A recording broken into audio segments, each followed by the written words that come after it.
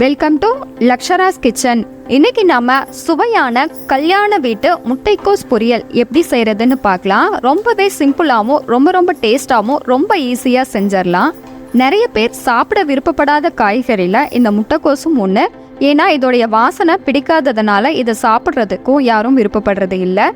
ஆனால் இதில் நிறைய ஹெல்த் பெனிஃபிட்ஸ் இருக்குது. குறிப்பாக சொல்லணும்னா இதில் நார்ச்சத்து அதிகமாக நிறைஞ்சிருக்கிறதுனால ஆரோக்கியமான முறையில் உடல் எடையை பராமரிக்கிற தன்மை இந்த முட்டைக்கோஸ்க்கு இருக்குது. இதை எப்படி செய்யலான்னு பார்க்கலாம். ஸ்டவ்வில் ஒரு கடாயில் ஆயிலை சேர்த்துட்டு 1 டீஸ்பூன் அளவுக்கு கடுகு உளுத்தம் பருப்பை சேர்த்துக்கலாம். கடுகு நல்லா பொரிஞ்ச உடனே 1/4 டீஸ்பூன் அளவுக்கு சீரகம், கொஞ்சமாக பெருங்காயத்தூளை சேர்த்துக்கலாம். கூடவே மீடியம் சைஸில் ஒரு பெரிய வெங்காயத்தை நீள்வாக்கில் கட் பண்ணி சேர்த்துட்டு காரத்துக்கு ஏற்ப பச்சை மிளகாவை கட் பண்ணி சேர்த்துக்கலாம். நான் ஒரு 3 போல் பச்சை மிளகாய் சேர்த்துருக்கேன். ஒரு கொத்த அளவுக்கு கருவேப்பிலை இலைகளையும் சேர்த்துட்டு நல்லா வதக்கிக்கலாம். இதனால் இந்த அளவு வதங்கி வந்த உடனே 2 டேபிள் ஸ்பூன் அளவுக்கு அரை மணி நேரம் ஊற வச்ச பாசிப்பருப்பை சேர்த்துட்டு 1 கைப்பிடி அளவுக்கு நீளமாக கட் பண்ண கேரட்டை சேர்த்துக்கலாம். கூடவே கட் பண்ணி வச்சிருக்கிற முட்டைக்கோசையும் சேர்த்துட்டு நல்லா மிக்ஸ் பண்ணிக்கலாம்.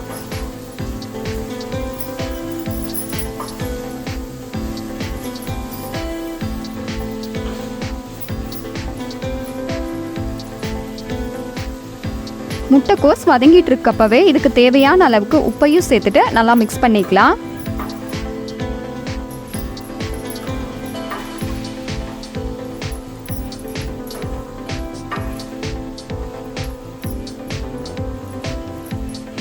மூடி போட்டு மூடி வேக வச்சுக்கலாம். முட்டைக்கோஸ் ஓரளவு வெந்திருக்கு. அடிப்பிடிக்காமல் இருக்கிறதுக்காக நல்லா கலந்து விட்டுட்டு மறுபடியும் இதை வேக வச்சுக்கலாம். முட்டைக்கோஸ் வேகும்போது நம்ம தண்ணி எதுவும் சேர்க்க வேணாம். முட்டைக்கோஸே நல்லா தண்ணி விட்டு வெந்து வரும். நல்லா மிக்ஸ் பண்ணி விட்டுட்டு மறுபடியும் மூடி போட்டு மூடி வேக வச்சுக்கலாம்.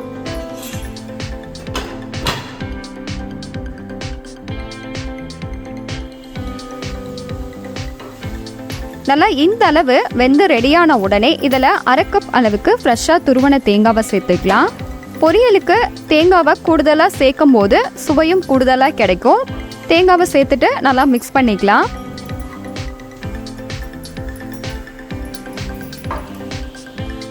ஃபைனலாக இது மேலே கொத்தமல்லி இலைகளை சேர்த்துட்டு மிக்ஸ் பண்ணால் ஒரு பர்ஃபெக்டான டேஸ்ட்டில் கல்யாண வீட்டு முட்டைக்கோஸ் பொரியல் ரெடி.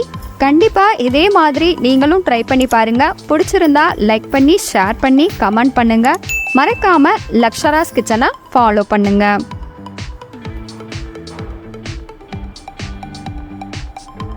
Thank you.